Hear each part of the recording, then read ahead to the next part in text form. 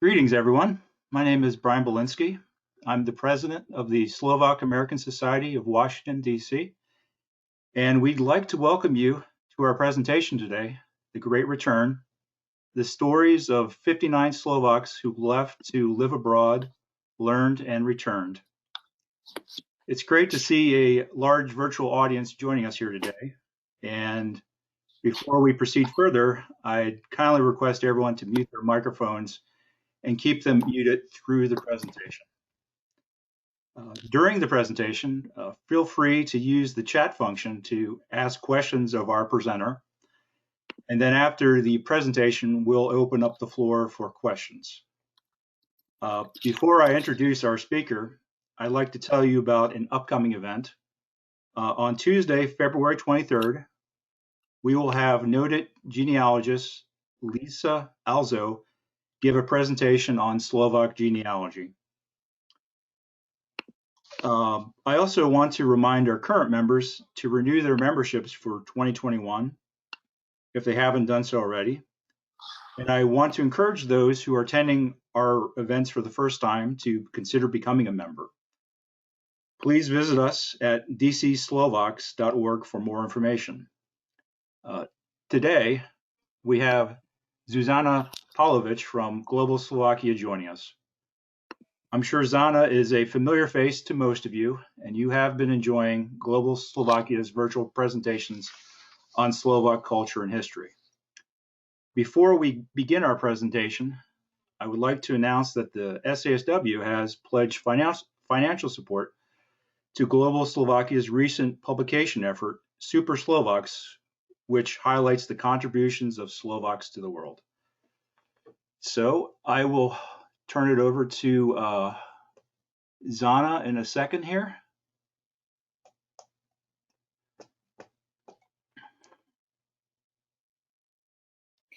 Hi. Okay, great. So welcome everyone. Thank you very much for joining this webinar that's going to look at Explore Slovak Migration. We're going to kind of have a quick overview of the history of migration in Slovakia, because as we know, the history of Slovakia is actually a history of migration. And then we're going to end it on a more positive note, looking at some of the trends that are happening with migration in the 21st century, most notably return migration, which is actually what I wrote my book about, which is called The Great Return. Brian, are we able to get that PowerPoint going? Yes, we will in a second here. Sure.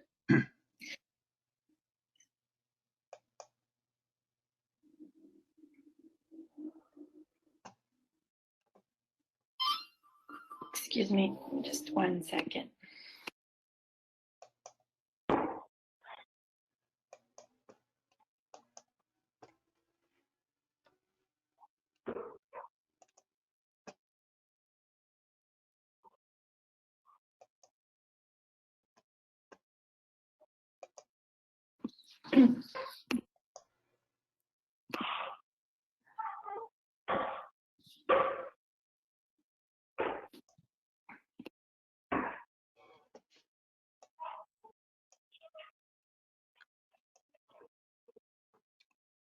Okay, can you see it?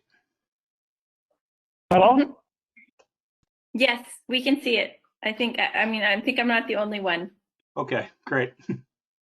So if we could go to the next slide, that'd be great.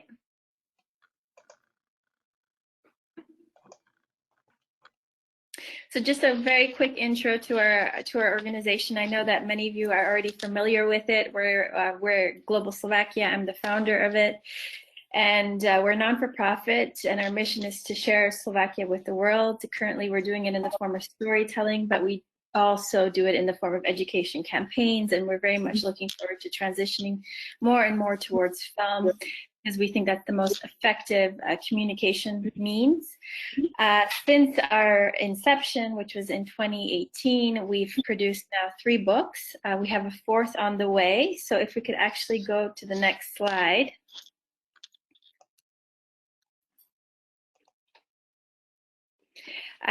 This is our most recent production that's going to be coming out sometime in March, April, and it's actually a book that has been patroned in part by Slovaks in DC, or the Slovak American Society of Washington DC. So thank you very much, Brian and Helen, for supporting us, because this is a very, very important book.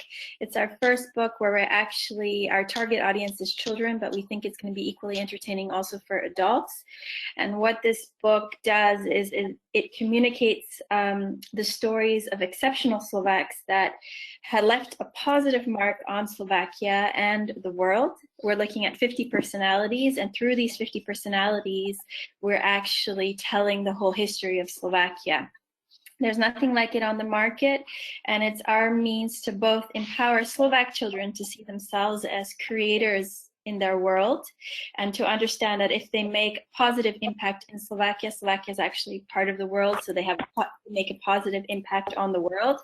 And it's also for children of Slovaks or Slovak descendants to better understand their ancestry and their roots, where they come from, what are their origins, and what this culture produced for them, or what this culture produced, and what significant contributions it made to the world, to the global stage.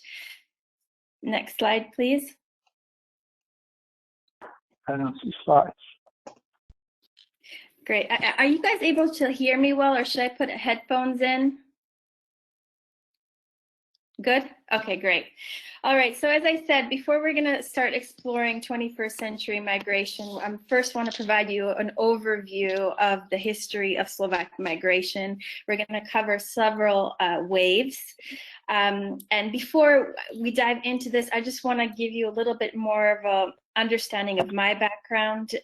So I'm greeting you tonight from Slovakia. It's where I live, but I was actually, from a young age, I grew up in North America. So I was born in communist Czechoslovakia, and about 1 year before the revolution, just 1 second. Revolution? About 1 year before the revolution, my parents defected. So we illegally crossed the Iron Curtain. We went through the refugee camps that were in Austria. I was 5 years old at the time, before we came as landed immigrants to Canada. So I grew up in Canada, and also the United States, where I did my studies before I went on to travel the world. I've lived in 9 different countries across 4 different continents. I most recently completed my PhD in Slovak migration in the United Kingdom.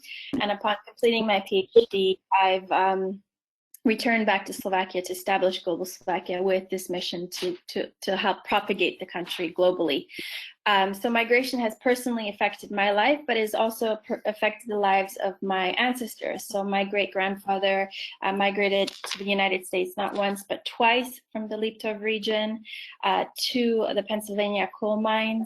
So he did that popular route of cyclical migration that happened, where you saw a lot of Slovaks leaving because they couldn't make enough money in the Kingdom of Austria-Hungary, and they needed to somehow feed their expanding families, and migrate to the United States, make money, and come back. And that's where we're going to start off in that first wave, which we saw was probably the greatest exodus of Slovak migrants defecting Slovakia. Essentially, they were fleeing Slovakia. At the time, there were some 2 million registered Slovaks living within the Kingdom of Hungary, and statistics show that about 1/3 of the population actually left. So that had a very devastating impact on the society, on the economy, and of course on Slovak families, because they became fragmented. Since all the men left, the women were left to make do with the household and of course raise the children. So there are multiple factors as to why people were leaving during this time.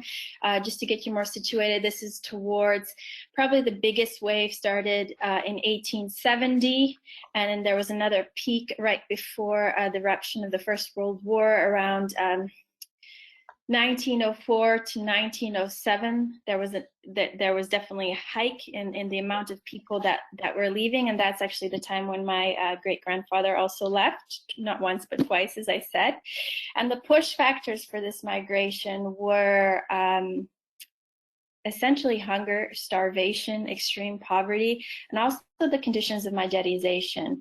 We have to understand that most Slovaks within the Kingdom of Hungary were pretty much agrarian. They did not know how to read and write. They didn't really have access to education. Education was predominantly in the Magyar language, so that made it inaccessible for a lot of people. And so this mix of various factors resulted in people not being able to survive and having to leave in droves. The second wave of migration, if we can go to the next slide, please.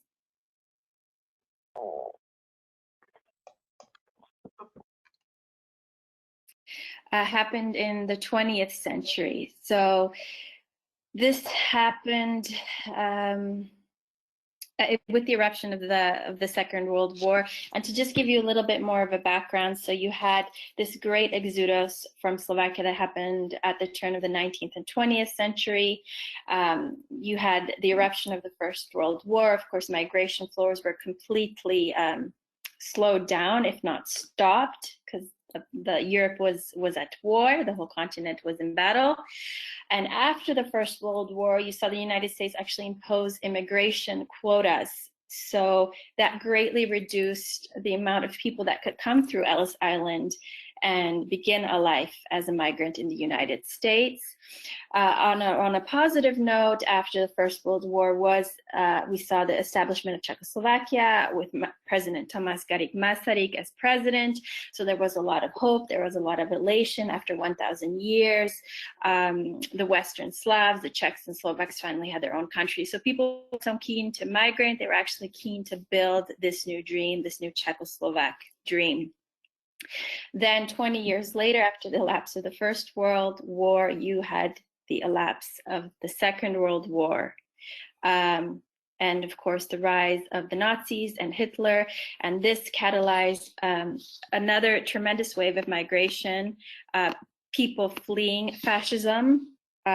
People usually with means or education or networks were more likely to leave, because migration is a positive self-selection process. So it's usually historically the best and most talented and most capable or people with the most access to the most resources that do leave. We saw, of course, the Jewish community being particularly targeted. Actually was entirely almost annihilated during the Second World War. About 90,000 Slovak Jews perished during this time. So Slovakia witnessed tremendous human capital losses incurred through casualties of war, soldier deaths, the loss of the entire Jewish community, the defection of the Czechs and Slovaks that could leave. And after the Second World War, you had the population exchanges that followed. So you had about 100,000 Hungarians leave for Hungary, and you had another 3 million actually Germans, Czechoslovak Germans, be exchanged back to Germany. So the population of Czechoslovakia dramatically shrunk after the Second World War. If we could go to the next slide, please.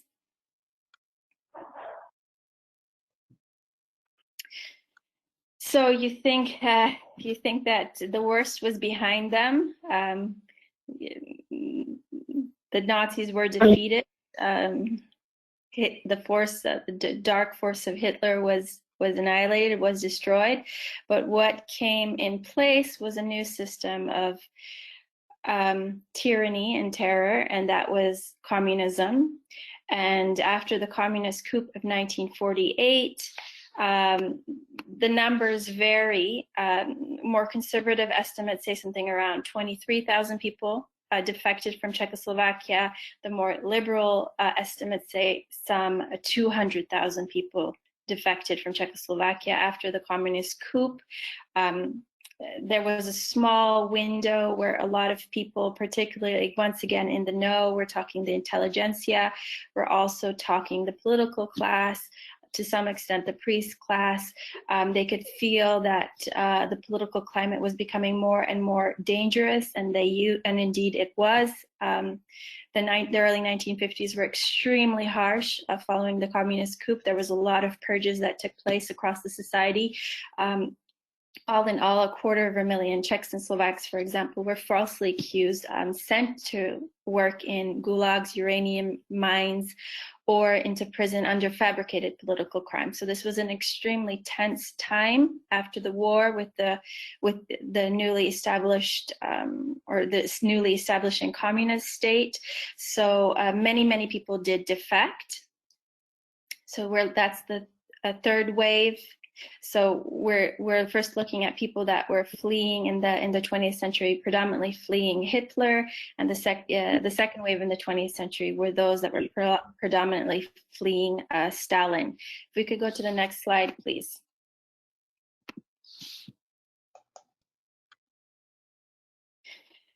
Now, the fourth wave of Slovak exodus happened after the Soviet-led invasion of Czechoslovakia, which happened in the summer of 1968. We saw some 250,000 troops march into the country, of course, with tanks and also airplanes. They invaded it, and then they occupied it until the Velvet Revolution. And as a result of this invasion, which was very much unexpected, we saw the trigger of one of the largest out-migration waves from Czechoslovakia in the 20th century. And the more liberal estimates say something like 500,000 people defected. I keep repeating myself, but again, it's the most talented and capable that often leave.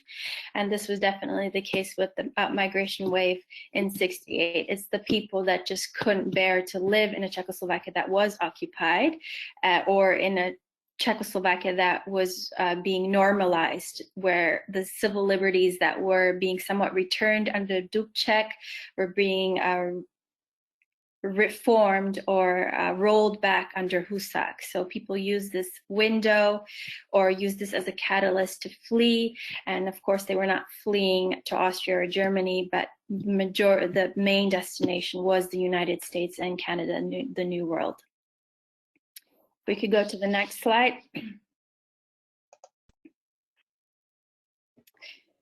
And the fifth wave, now this happened, was slightly different than the two other major waves in the 20th century. As I said, the wave following the following 1938 were those that were fleeing Hitler.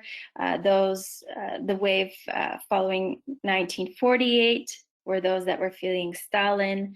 Then again, the wave following 1968 were those that were fleeing an occupied country. But by 1989, the Velvet Revolution had happened. The Iron Curtain was taken down. Freedom and democracy were restored. So now people that were leaving after 1989 were not those that were political migrants. They were actually economic migrants. And this is because, yes, there was no longer a totalitarian system. Czechs and Slovaks were no longer a population that were geographically contained behind an iron curtain with watchtowers and guard dogs aiming actually weaponry at them if they wanted to leave the country. That was now a thing of the past. But as you can imagine, with any kind of regime change or dramatic regime change like that, from a plan to now a market economy, from a totalitarian system to a democracy, it produces a lot of instability in the society. And of course, it produced a lot of economic instability. And so for this reason, young people, young families use the opportunity of the dissolution of the Iron Curtain to actually go in search of more political and economic stability elsewhere, particularly economic stability. And this is where a lot of people left, particularly to Austria and to Germany, the nearest countries, the nearest Western free countries, in search of creating a better life for themselves and their families. We can go to the next slide. Can't see the slides. can't see the slides. Are you able to see the slides? Yes? Okay, great, because I was hearing somebody can't. Okay, great. So now, 15 years after the collapse of the Iron Curtain, something dramatic happened for 8 countries that were formerly once part of the Soviet bloc, including Slovakia or Czechoslovakia, and that is the accession to the European Union, what many media or newspapers referred to as the return to Europe of these countries that form the borderland or the former borderland between the Soviet sphere and I guess the free world. And so this was very tremendous monumental shift for the society and for Slovakia, because it triggered another major out-migration wave. About 200,000 young people left to go abroad, and their destinations were predominantly actually the United Kingdom and Ireland. And they were, for the first time, leaving under very different conditions, because the accession into the European Union meant Slovaks gain access to supranational citizenship.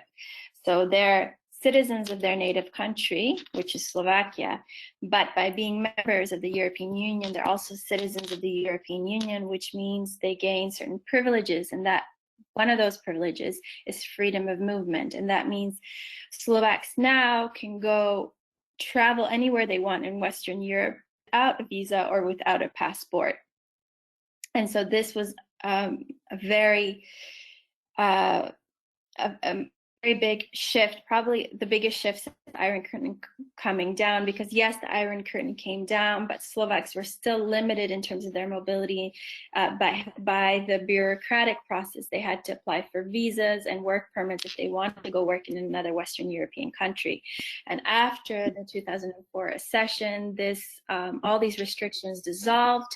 Freedom of movement was liberalized, and of course young people took advantage of this and they went abroad in droves. But the interesting thing with this migration wave was that they weren't going abroad with the intention to permanently stay abroad like our ancestors did in the 19th and 20th century, because particularly in the 20th century, it simply wasn't possible to come back during the Cold War era. These young people were going abroad to acquire new language skills, to learn about the world, and with the intention to come back home. And this is where this context is what formed the basis of my research and also the book, The Great Return. So if we could go over to the next slide, please.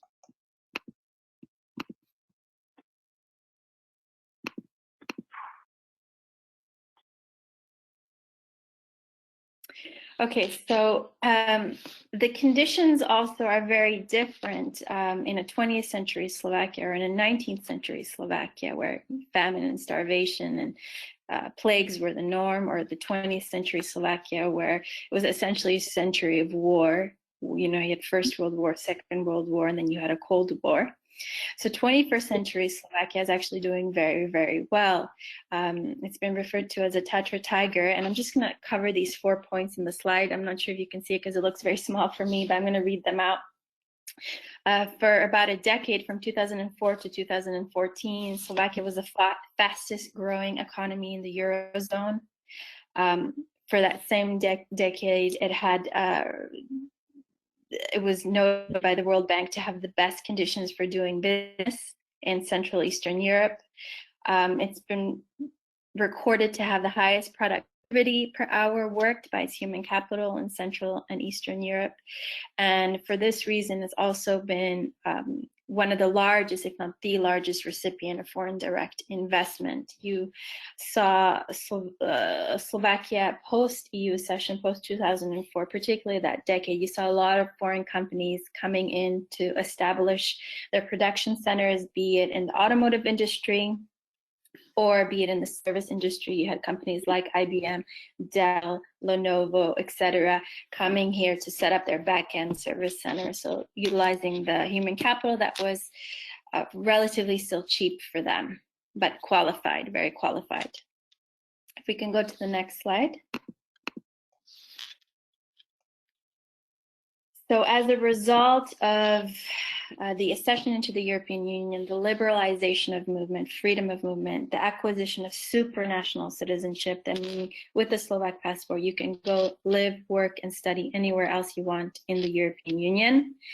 And combined with the factors of this political situation being stabilized, there's no wars, we're a democratic country, we have a functioning political system, and we have an economy that is stable and it's growing.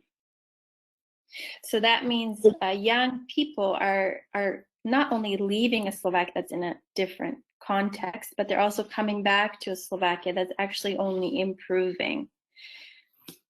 So what we started to witness is there's a lot of talk, for example, media of brain drain, but what my research has shown and the research of other academics in the migration arena is that it's not just brain drain, but what we're actually seeing is brain and brain circulation. And it's the fact that this migration wave in the 21st century is very, very different than those migration waves or cycles and patterns that were before. And so you're seeing circular migration, you're seeing cyclical migration, and you're seeing people coming back to their homeland, which is very, very significant in the case of Slovakia or most countries in Central and Eastern Europe, because we are nations that are used to permanently losing their best people. So the fact that we have a potential to retain them means a lot for the society, because if you can just imagine what it's like if the best people are continuously leaving, who is left to run the country? What kind of skill level, what kind of competencies are left? You know, and it's not just, it didn't just happen once, it's happened continuously, as I said, in multiple waves. So there's huge potential in Slovakia being able to harness this talent, these young people that are abroad, bridge build with them and actually encourage their return. And if they don't want to return because for some reasons they establish families abroad or they have very good careers abroad, encourage them to look for ways where they can give back to Slovakia, because Slovakia can very much benefit from their skill sets, from their knowledge, but also their networks and their know-how.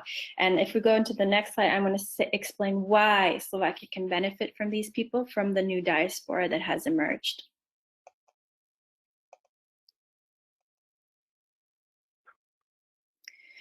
So it has everything to do with the most recent past. So we're looking at 30 years ago at the communist experiment, which was the greatest ideological experiment of the 20th century. It lasted in Slovakia for 41 years, and it left certain setbacks on the society in terms of development, in terms of economic development, but also it hindered the development of the human capital. If we could go to the next slide, please.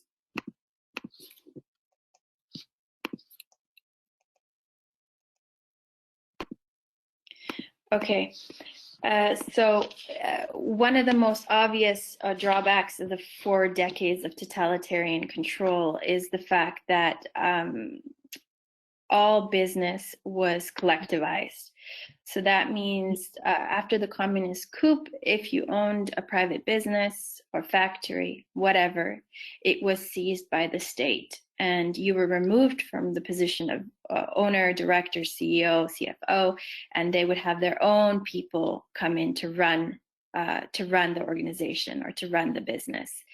One of the tenets of communism was that the freedom to self-actualize or the freedom to provide a livelihood for yourself was denied. So we know freedom of movement was denied, but so was the freedom to self-actualize and basically provide a livelihood, have your own business. You of course had to work under communism, but you would work according to a certain position. So you'd be an employee. You would definitely not be an entrepreneur, a self-made man. So this left, the lack of entrepreneurial know-how can still be felt in Slovakia 3 decades after the collapse of the totalitarian regime. And that's because that's a know-how that wasn't developed, and it's a know-how that wasn't passed on from generation to generation, as it is in the West, for example, with parents running their own businesses and therefore then transferring that knowledge and skills over to their children, or their children grow up in that environment. We have to understand that under the totalitarian regime, the human capital was developed in the society for different objectives, and that was to create an obedient society and also to create obedient workers that would either work in the administrative apparatus of the government, or they would work in factories. They were not taught to be critical thinkers or to be creative thinkers. And actually, I'm just going to go through some key points that definitely impacted the human capital development of the Slovaks, or of Czechoslovakia, and that's one. Personality development was suppressed. That means individualism was punished and conformity was rewarded. The structure of the society was very much a we versus the me. The me was insignificant, or the I was insignificant. Secondly, the education system focused on rote learning, which was memorization, not necessarily teaching children what to do with the knowledge they were consuming. And that again fit the industrial needs of the society, which were to produce workers, not entrepreneurs per se, or not per se, definitely not entrepreneurs. So thirdly, there was an information blackout that was imposed on the society. That means if you were in Czechoslovakia, you didn't have access to information. You had access to information that was controlled by the government. So everything was very censored, and there was an iron curtain in place where you couldn't actually leave and go see how other countries work. So there was like an embargo of information between the West and the East because of the Iron Curtain. Fourthly, you had a population that was geographically contained. Once again, you have to kind of move around to come into contact with new knowledge. And if you're geographically contained, you can't leave your country. You come into contact with the same people. And in academia, this is referred to as you have close ties with people, which are great for emotional needs being met, but they're not exactly great for innovation and idea circulation. You actually need loose ties and contact with like people you're not familiar with to come into contact with new ideas. So what you had in Slovakia or Czechoslovakia, you had a population that was geographically contained, and you had the same information being circulated amongst the same people. So that's just referred to as redundant knowledge flows. And that started to change with the opening of the country via the dissolution of the Iron Curtain, and dramatically shifted with Slovakia's accession into the European Union in 2004, with people starting to travel freely and come in contact with different cultures, come in contact with different ideas, and therefore, in a way, shatter their status quo thinking. If we could go over to the next slide, please.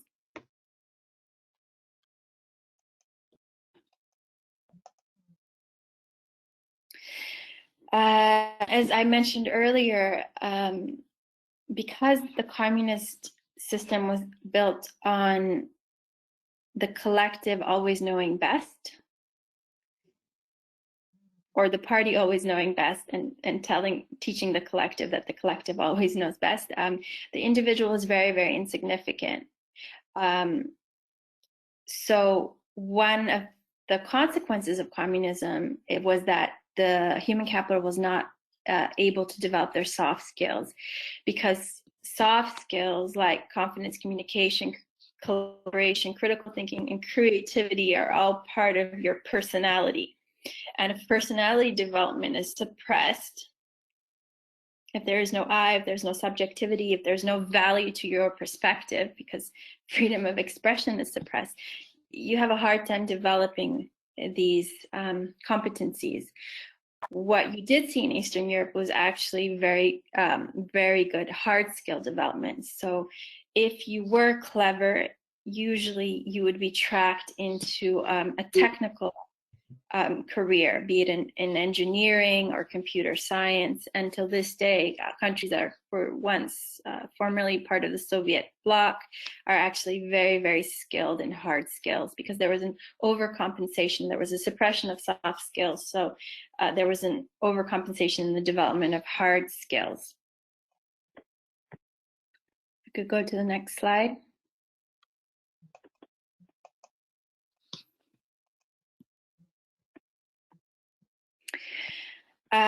It's great if you have a lot of knowledge and you've memorized a lot of information, you have a lot of technical skills, but you also, once again, need soft skills to be able to do something with it. And that's where, as a result of communism, that individual sovereignty or that can-do spirit, the belief in the value of self and your own creativity and your capacity to, I guess, create what you imagine or even provide a livelihood for yourself, as I said earlier, was broken. And that's something that we're still dealing with in Slovakia. It's this apathy, it's this powerlessness, it's this I can't, it's this object versus subject, a way of being. People are not used to being subjects of their own lives. They're used to being objects and being told, waiting to be told what to do. So if you now all of a sudden are in a capitalistic society or in a democratic capitalistic society, it's all about the individual and taking responsibility for your life. And that's not something that can happen overnight, this change from a more passive way of existing in life, of being more of an object, to a more subject way of leading your life. Can go to the next slide, please. So this is what my research was particularly looking at exploring. It's the value of, that Slovaks that have been abroad and have had exposure to these democratic capitalistic societies, what they bring when they come back to Slovakia, because you can develop your human capital to have creativity and to have critical thinking, but it takes, I don't know, 13 years to develop the education of a child. So that's a long time, and it's not something, again, that happens overnight. The education system is still something that is very much in need of reform in Slovakia. It's one of the last systems that has not yet been fully reformed since the collapse of communism. So I was looking at migration being actually a medium, particularly for young people, to do a quantum leap in terms of their evolution, in terms of their thinking, by just learning, by being in societies where that is the norm. It's normal to be an individual in America. It's normal to have sovereignty. It's normal to take responsibility for your life. So basically going to societies like Britain, like the US, like Germany, seeing how they function, and seeing how things can work, and then coming back home, because again, Slovakia is in a different socioeconomic context than it was in the 20th century or the 19th century. So they can come back home, and coming back with these new perspectives. And then just by being actually and sharing those perspectives with those people around them, first it starts with their family, then it goes with their colleagues, then it goes with the wider society, encouraging everyone else to start to question the way we've always done things. If we could go to the next slide, please.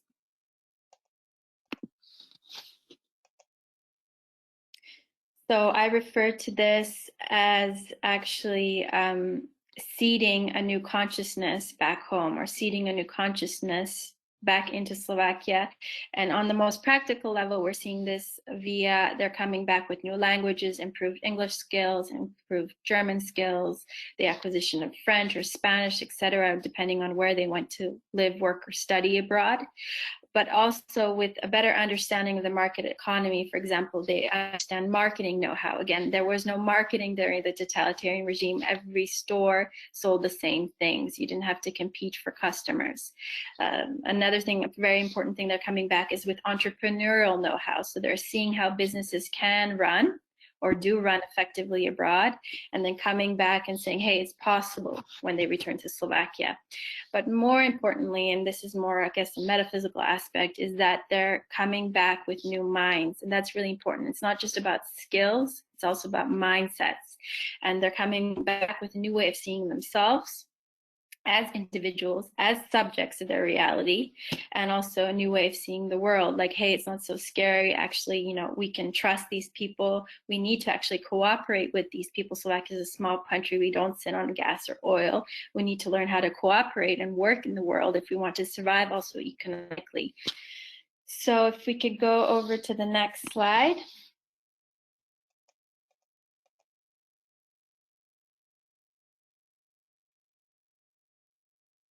Sorry, one more slide. That was a mistake. 2 slides in one. So now we're going to just fast forward a little bit to 2020 and some of the work I'm actually doing now, which is looking at ways that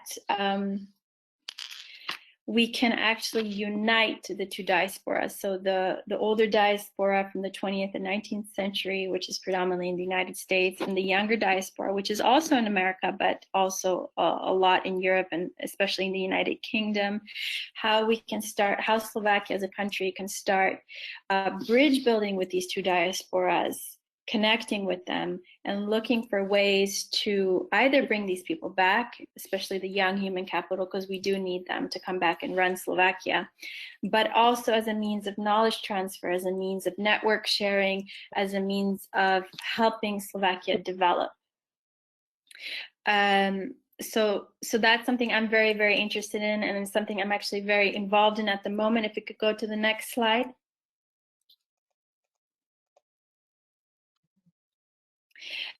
So we're in the process right now. I'm part of a government committee where we're looking to help reform the Slovak Citizenship Act. So one of the ways, or unfortunately, dual citizenship was revoked from Slovakia in 2010.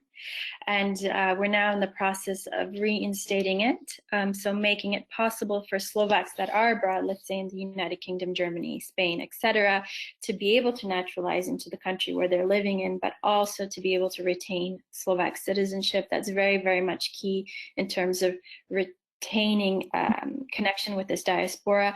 But my personal interest lies in actually easing access to citizenship by descent for Slovak descendants up to the 3rd generation. And this community is predominantly in the United States and Canada. At the moment, many of you that do have Slovak descendants, so let's say you have a great-grandparent or a grandparent, or a great-grandparent, grandparent or parent that was born in Slovakia, you do have access to citizenship. You're able to retain your American citizenship and also acquire the Slovak citizenship. It's a little bit different from dual citizenship. It means citizenship by descent, so it falls under a different category. But if you were to do so, the process of acquiring it is extremely arduous, and it's almost impossible for people to do this. So what I'm personally championing, or we are via Global Slovakia, is the easing of these regulations so that people can apply for Slovak citizenship from abroad without having to have a 3-year residency in the country. And that's part of our effort to help unite the Slovak family, because one of our kind of mission statements is that we are one Slovak family, just scattered across different countries or divided by an ocean. And I'm actually working with some Slovak Americans that are really helping me guide me, also lawyers helping guide us in this process. So hopefully we can change it. It's going to be an uphill battle, but we're doing our best. So we would really appreciate your support for prayers in this. And if we could go to the next slide. So this is actually the book that documents how Slovakia is changing. If you want to understand that more in depth, it also has 59 stories of Slovaks talking about the dynamics. So there's a lot of, actually the camera's so small, I'm not going to show it to you, but there's portrait images of 58 people in here talking about what's missing and why it's really important to retain our human capital.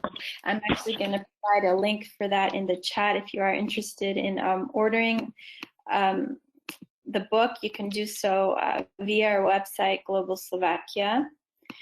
One second.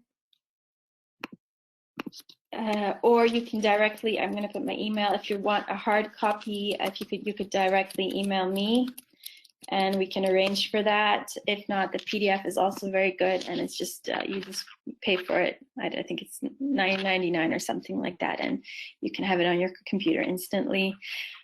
And that pretty much wraps up the presentation. If we could go to the next slide. This is my favorite part. We're going to open it up for Q&A. I see there was a lot of comments in chat. I'm sorry, I don't have time to read it, but I think Helen is going to be picking out the best questions for me to answer, or just feel free to jump on the camera and to ask me directly. I'm here to share my knowledge with you. Thank you very much, Zana. I did go over the questions that were asked in chat, and either you or someone else has answered most of them, but there was one that was asked a while back that I don't believe has been answered yet. Someone asked if immigration had been allowed under Hitler, or did the Nazis try to restrict it? So I'm not sure exactly what the technical immigration restrictions were at the time, but it was a time of war, so people were fleeing however they could, and especially Slovak people, Slovak Jews. So they were, things are not as clear as they are, I guess, during a non-war period. So we have stories, even someone like Frank Lowy, who is actually one of the wealthiest men in the world. He's from Slovakia, Jewish, and he defected via Hungary and eventually ended up in Australia, where he built his empire. And there's countless other stories like that. So people were fleeing by whatever means they could. Does that answer the question? I hope. I'm sorry, I don't remember who exactly it was who asked it. Sure. Okay, next question, please.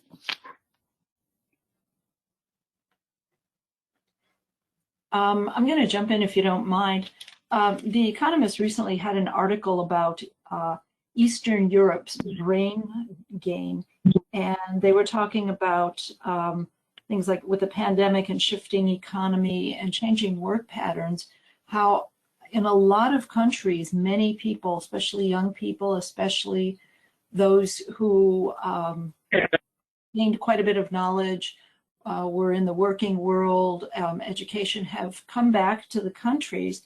They said that those who went home, excuse me, because of the pandemic, might, once things have gotten back to some sort of normal, quote unquote, whatever that's going to mean, they may head back to the countries they were, the UK, France, Germany, wherever, after the lockdowns ease. Do you think this will be a significant factor for the returning Slovaks, or do you think that they'll tend more to stay put? So I don't have any data on that. I just can speak from exposure to my own network of global Slovaks. And many people, for example, my friends in Dubai, Slovaks have lost their jobs. So as the majority or a great percentage of people in Dubai have, because of the pandemic. So they are definitely considering returning. So the instability in the world is causing them to return, I guess, as the Economist article has said. I'm not sure what they will decide. I guess the future will tell whether they will stay or whether they will leave. People are certainly trying to wait it out in Slovakia. It's also cheaper for them to wait it out here than in London, where rent is very expensive, or where they don't have access to their support network. Here they have parents, grandparents, aunts, uncles, cousins that they can lean on, and so resource share. So I guess we'll just see how things go. I do think people in this time, the world over, are in general being pushed more and more into entrepreneurialism as a means to survive, especially with the cutbacks that are happening. So they're looking for creative ways to make a livelihood.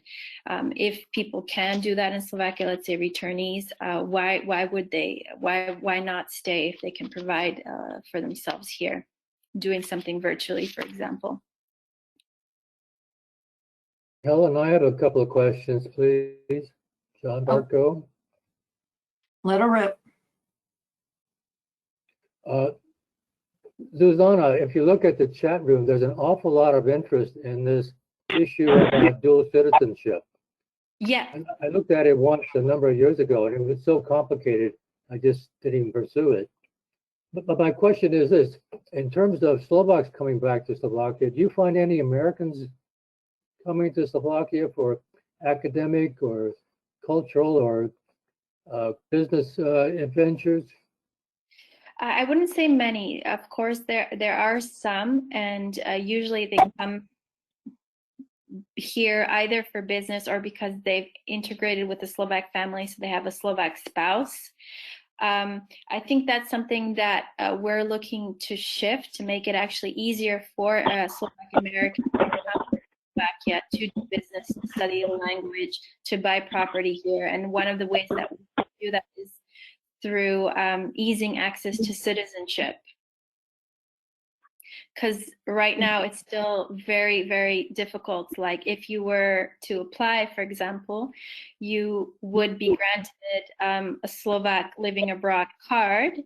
And once you have this card, you can come to Slovakia and live and work here, but you cannot secure citizenship until living and working here for 3 years. And then the ministry has about 2 years to approve your citizenship application. So the entire process can take about 5 years, perhaps 6 years if you count the paperwork you have to do to secure the Slovak living abroad card from abroad. Now, that is really unacceptable because it's just almost impossible for a working professional to meet those requirements, or someone who has a family abroad in the United States. And it's also very, very, I guess you could use the word laggard, especially when we look at the trends with our neighbors. We had Hungary, who very much liberalized their access to Hungarian citizenship by descent. They did this in 2010. And as a result, they've acquired 1 million new citizens. Now, Hungary has different ambitions. They were once an empire in the region, so they have a little bit of a different agenda with their liberalization of access to their citizenship. But recently, for example, the Czech Republic in 2019 also liberalized access to Czech citizenship by descent. And it's very, very easy for actual Czechs or people of Czech descent to apply for citizenship from abroad. They can go to any consulate office or any embassy, fill out the paperwork, prove their descent through birth certificate of their family, of their ancestors, and actually acquire a Czech passport without having to set foot in the Czech Republic. Poland has a similar process. It's not quite as liberal as the Czechs, but it requires less than 1 year residency in the country, and you can acquire Polish citizenship if you have Polish ancestors. So Slovakia is the only country that is very, still quite restrictive with its citizenship policy. Yeah. There was another question that popped up on the chat function, asking whether there are specific Slovak cities that are favored by the digital nomads. I would definitely say the capital, Bratislava. I mean, most people, when they do return, they do come back to the capital just because that's where the opportunities are. That's also where all the services are. That's where all the companies are clustered. That's also where the majority of foreign direct investment comes into. Probably another popular destination would be Košice, but Košice is already quite removed. You have to take a 5-hour train.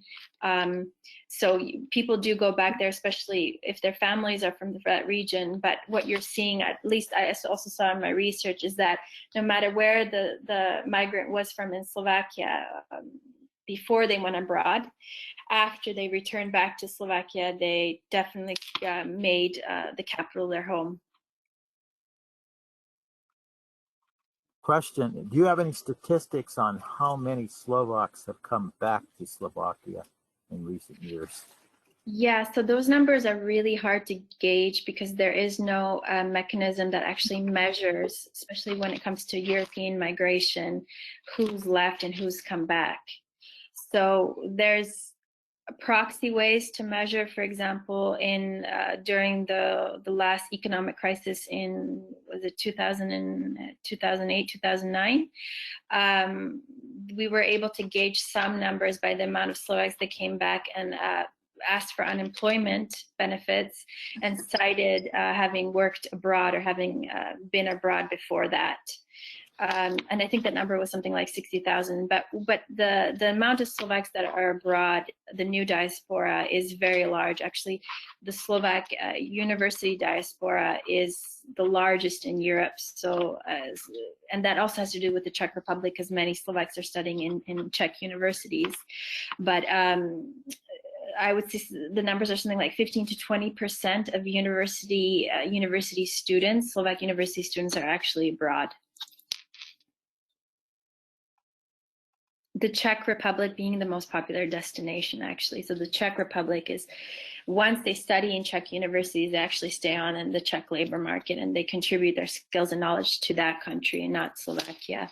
So Slovakia definitely loses out on that as well to the population that's in the UK. So numbers in the United Kingdom, we have something around 90 to 100,000 Slovaks.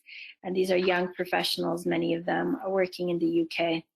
Of course, it's going to change with Brexit, and but that's a whole other issue. Let's not open that. I'll chip in with another question. Sure.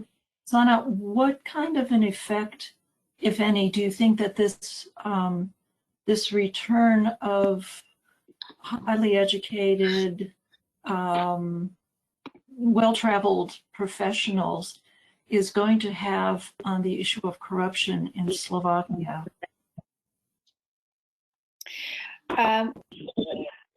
Extremely positive. These individuals are coming back with exposure to stable democracies.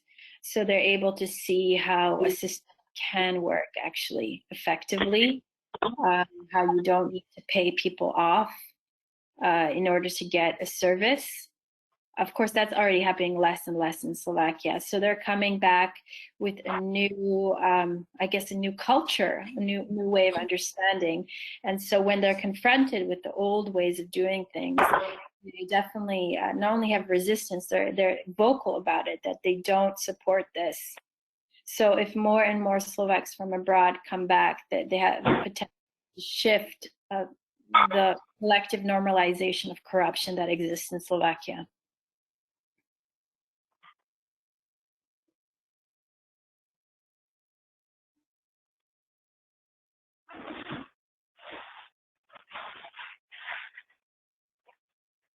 Any questions also about citizenship?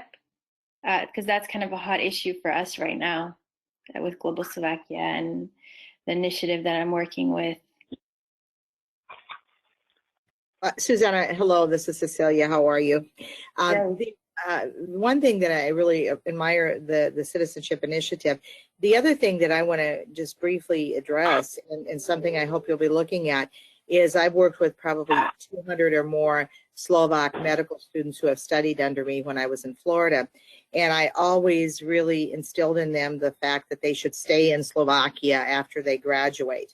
And I think from a university perspective, one of the issues Slovakia has, and the Czech Republic as well, but especially Slovakia, is the fact that I would say out of the 240 plus students I worked with, about 30% of them said we're going to Austria, we're going to Germany, we're going to Ireland, we're going to the UK because of higher salaries. And I try to, inspire them about the lovely life of Slovakia and a good life you can have as a physician.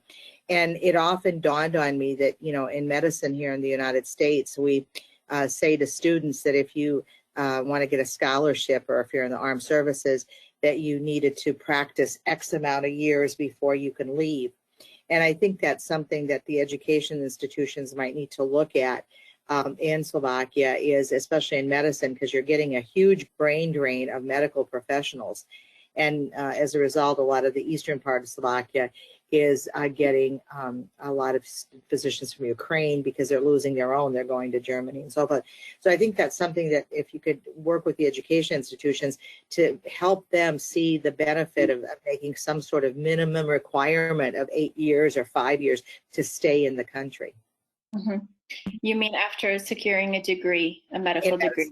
Correct. Mm-hmm. That's really important because that's been a huge issue.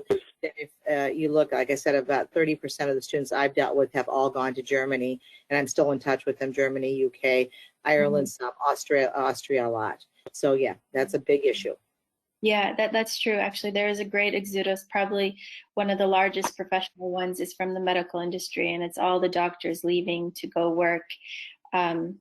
Most immediately in Germany and Austria, where they can earn 2 or 3 times as much as they could earn in Slovakia, and also access to better equipment and more advanced medicine. So it's more exciting for them professionally. So yeah, that's a great point. And I saw somebody's comment about tell them to get nurse practitioners from the United States. Believe you me, and when I was there in academics, I really focused on getting nurse practitioners or PAs. And that's a real hard sell in the Czech, in both the Czech Republic and Slovakia. The concept of PAs or the concept of nurse practitioners, I love it because that's my area, but that's not a positive sell. Someday I think it will come, but right now they do not like the idea of nurse practitioners, as most of the world. Someone said that is true. Mm-hmm. Mm-hmm. Thank you, Cecilia. Are there any questions about the Citizenship Act and the reform that we're working on?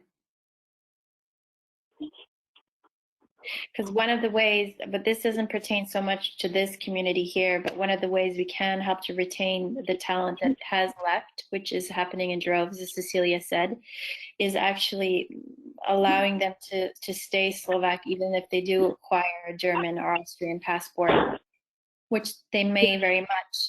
If they've lived in the country 10 years or even less than that, they're eligible to it. And especially if they married a foreign national, and just to make family situation easier, they acquire a new citizenship. And when they do that now, they do lose Slovak citizenship. So that's a very direct way Slovakia is losing ties with their own people. We're losing our, you could say, our native assets. Well, I hope you could post it on your dual citizenship activities. It's very interesting to a lot of people here. Thank you. Zuzana, when is this going to come up for a vote? We're unsure because of the COVID situation, but there's some talk that it might happen as early as in March, like a preliminary kind of decision about it. The thing is, citizenship by descent is not necessarily a priority for the government at the moment. The priority is handling this dual citizenship situation, which is very much a crisis issue in a way of Slovakia losing its citizens, and the current government, coalition government, is actually in favor of actually easing this. So hopefully that will pass, and at the same time, we're gonna push for this agenda of easing the citizenship by descent, because there's a lot of case studies that show countries that open up to their diasporas, like Ireland has done, Italy has done, Hungary has done, have only benefited from it, not just in terms of increasing tourism, but also increasing investment and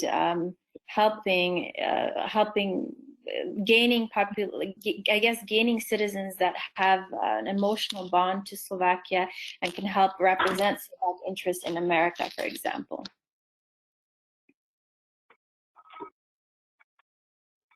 I think that's a good point about supporting dual citizenship. I think more and more Americans would bring more and more money back to Slovakia if that was the case. If you can make the money argument, that would be a strong one.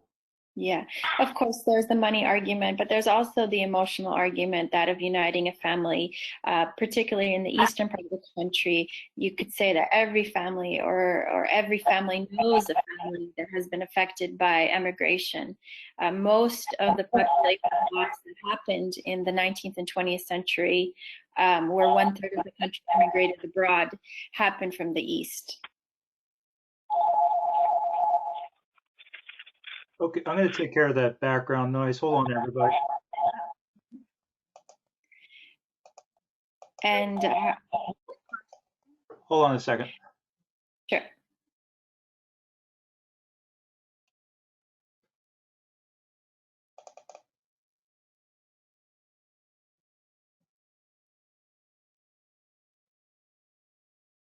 Have you looked, Zuzana, into the issues related? I mean, I'm very supportive of what's going on, but the issues that I've been seeing where people say, I'm going to get my dual citizenship because I will not have to pay for health care as much, or if I go into a long-term care facility, I'm going to do it in Slovakia, which I think could still be a benefit, but because of the fact that it would be easier to do it there. Have you heard anything about that? So no, I have not seen any studies, or the committee I'm working with has not discussed these issues. I guess these are issues that the Slovak society can explore also in the media, like what are the benefits, what are the pros and what are the cons to extending Slovak citizenship to those of Slovak descent. Will the Slovak system in a way be abused, or will the Slovak system benefit by having new taxpayers, by having people coming in, bringing their money, bringing their networks, establishing businesses, bridge building Slovakia with their source country, whether it's the United States, Canada, England.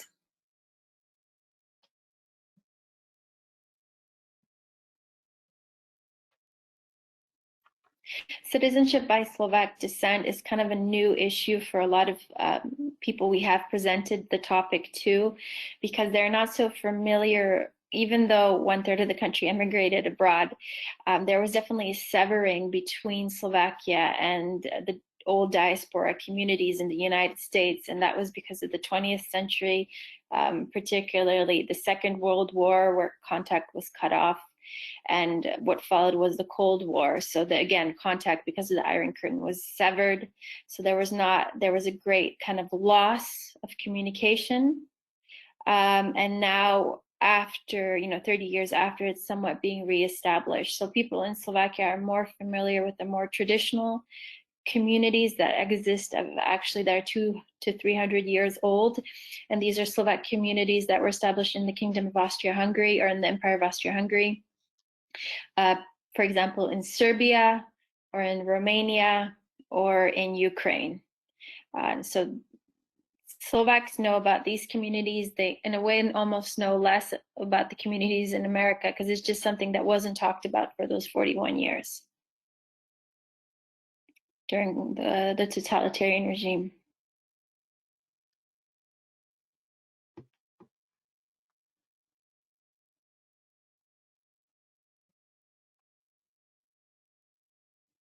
And in general, I guess the sell on the citizenship by descent to Slovakia is the fact that migration in general is a positive self-selection process. So those that do want to apply for Slovak citizenship, say from the United States, in general would be from a certain socioeconomic category, of certain professional qualification, because it's not something that everyone would apply for.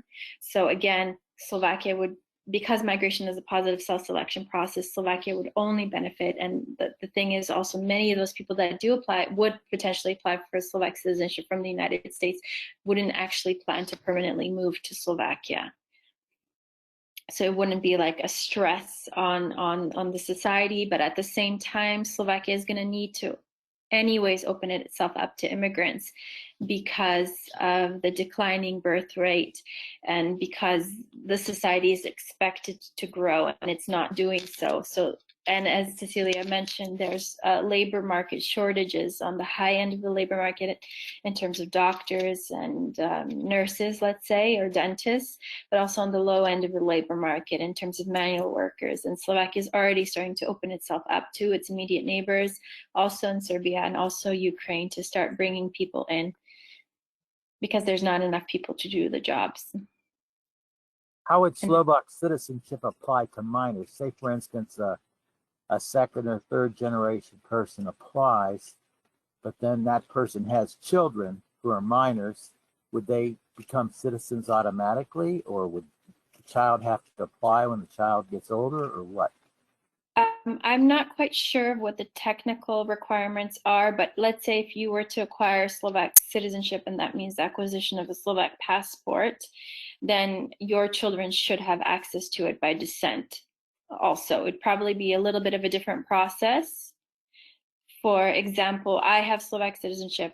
I'm a dual citizen. I'm a Canadian citizen. I'm a Slovak citizen. I have citizenship because I was born in this country. But my brothers were born in Canada, and they were able to acquire Slovak citizenship through my parents.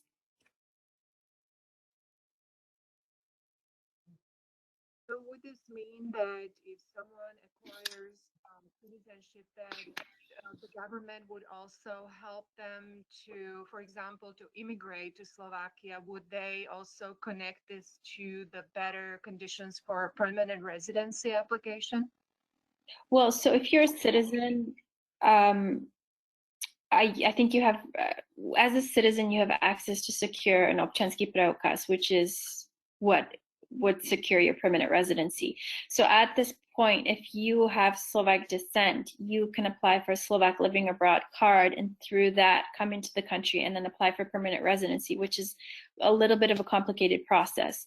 But if you have Slovak citizenship and you have a Slovak passport, then you can just come to I guess any of the correct authorities, the municipal authorities, and go in and apply for your občanský preukaz once you have an address.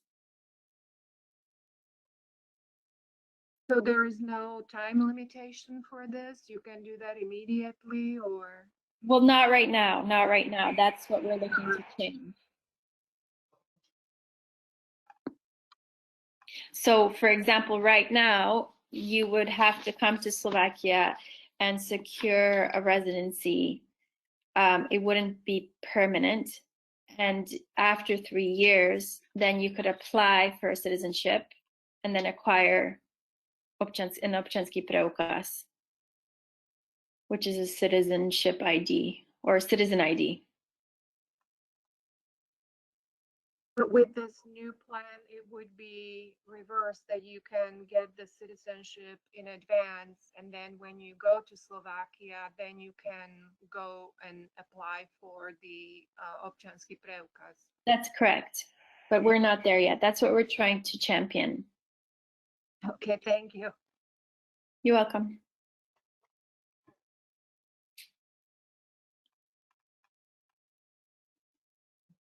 Any questions about the migration waves?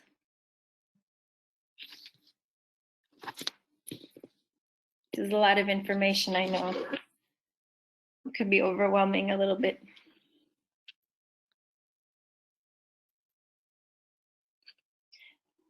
On a more positive note, Brian, if you go back to the slide with the book. All right.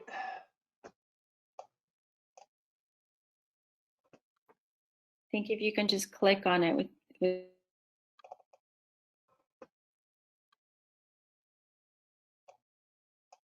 mouse will probably be fastest. Could you give us an example from the book about someone who came back and why they came back and what they're doing now? Sure. So let me pull story. Okay, so this is, I'll have two stories. So this, her name is, I don't know, can you see the image? I don't know how small the screen is. But for example, her name is Ivana, and she is someone that utilized her freedom of movement to go actually to Holland. She lived in the Netherlands, and she got a job actually as a manual laborer, even though she had a university degree, which is quite normal when you're a short-term migrant. You take any kind of work that you can get. And she worked on a tulip farm collecting flowers. And in the process, she actually acquired the Dutch language.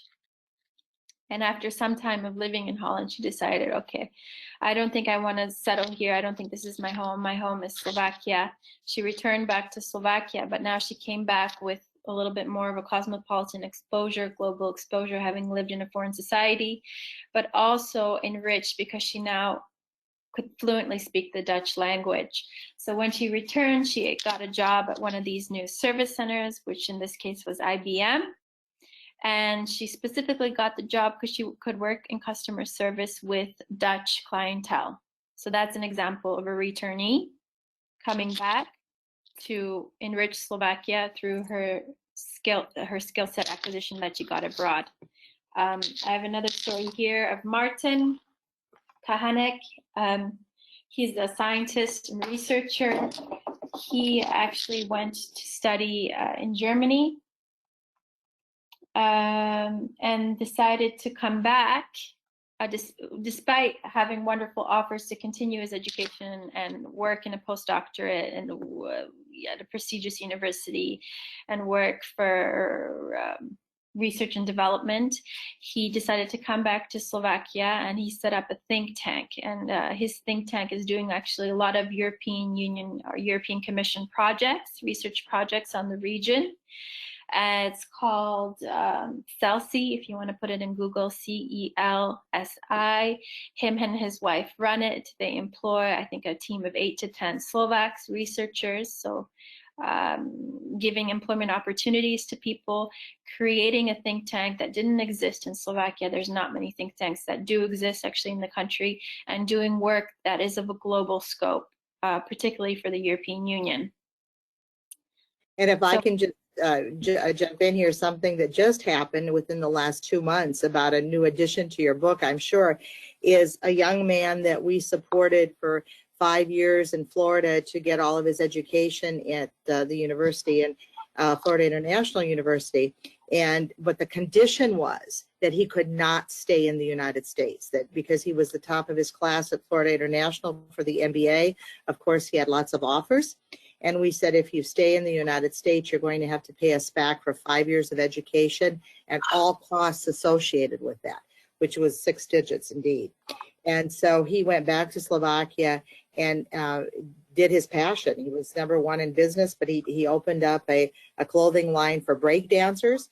But the outcome now is he's been asked, he was the key person to influence the Olympics to have break dancing, or breaking as they call it, to be a sport in the Olympics.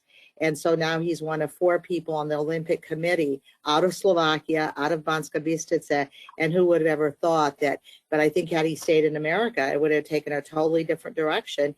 But he went back to Slovakia, started employing a lot of people in his business, got a name for himself, and now has the largest break dance event in the world in Banská Bystrica every year, but last year they did it virtually. So that's a very good example, I think, for us as Slovak Americans, Czech Americans, to say we need to be really encouraging for natives that come here to go back, that, you know, America isn't the end all.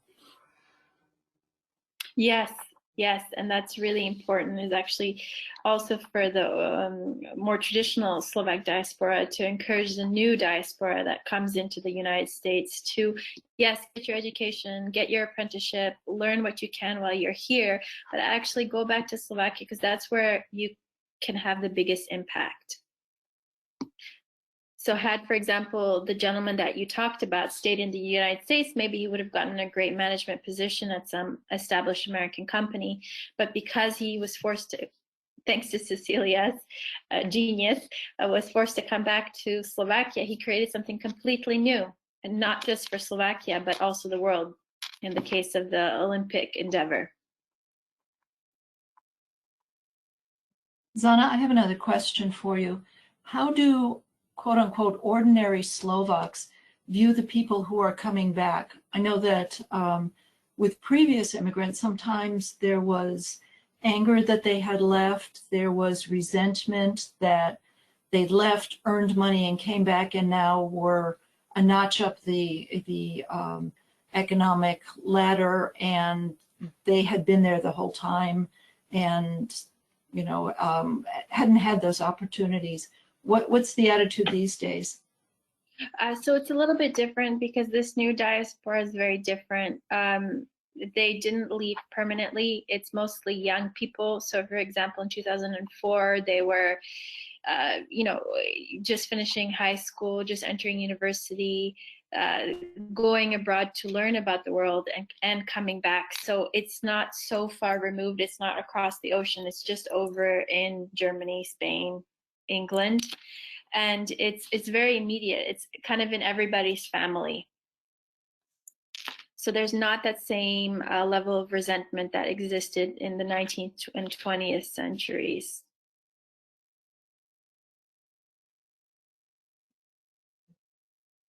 But the concept of return is still kind of new, and that's something that my book tried to change in Slovak, and it got quite a lot of media attention in the country, and that's even framing the language in terms of the value added of a returnee, and it wasn't a returnee from across the ocean after 40 years of communism. It was sons and daughters, friends, neighbors that were abroad studying. Again, we're looking at this university age mobility, and instead of staying on in England, they decided to come back.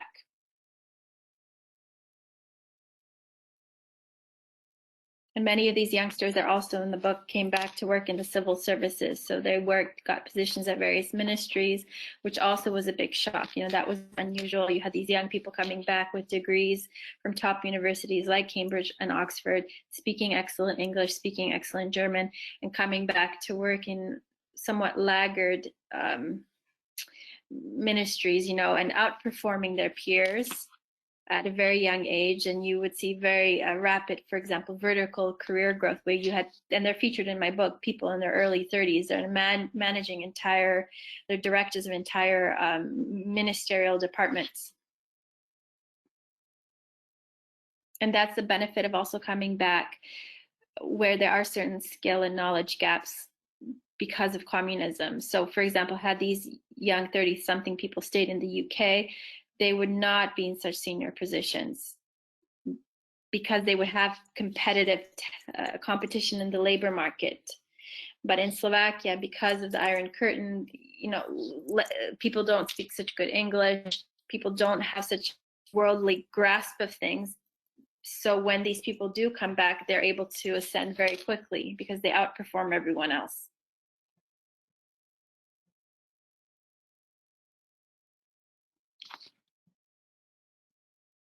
I think I'll take one more question and then we'll wrap it up.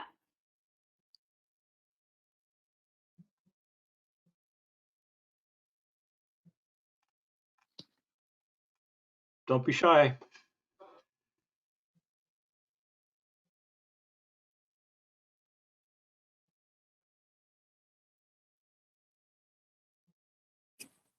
Well, Zuzana, I think maybe this is sort of a comment. What can we all do to help facilitate this process of making Slovak citizenship more accessible to Slovaks abroad?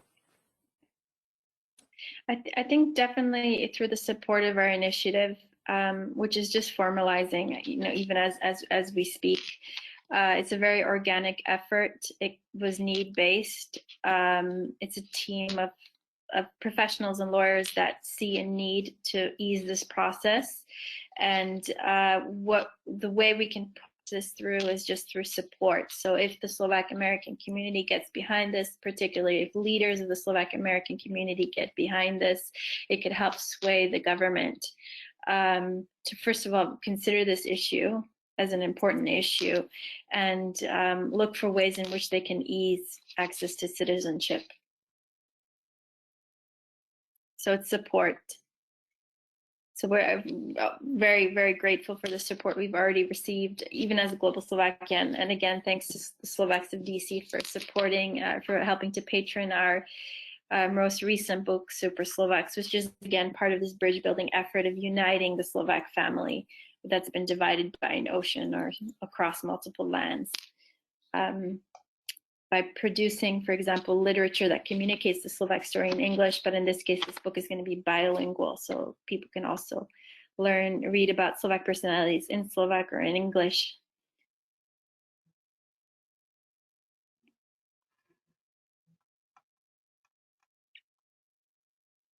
All right. Well, thank you, Zuzana, for giving us a great presentation today. And thanks to everyone for your contributions today to the discussion. It was very informative. And yeah, I personally, I hope the current efforts pay off in a good way. So I'd like to let everyone know that a recording of today's presentation will be made available shortly on our YouTube channel and on our website. And I wish everyone to enjoy their Saturday afternoon, and we hope to see you in the future. Do videnia. Do videnia. And dobrú noc from Slovakia. Thank you so much for your time. It was a great pleasure. Ďakujem, dovidenia. Už idem pomaly spať. Dovidenia, ďakujem pekne. Thank you. Dobrú noc.